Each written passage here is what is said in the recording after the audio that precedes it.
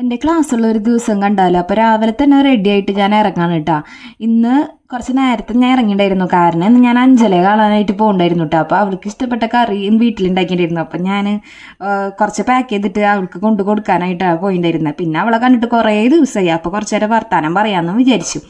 അങ്ങനെ അവളെ കണ്ടിട്ട് ഞാൻ ക്ലാസ്സിലേക്ക് വേഗം നടന്നു കേട്ടോ. കൃത്യസമയത്ത് എത്തിയില്ലെങ്കിൽ അന്നത്തെ അറ്റൻഡൻസ് പോവും.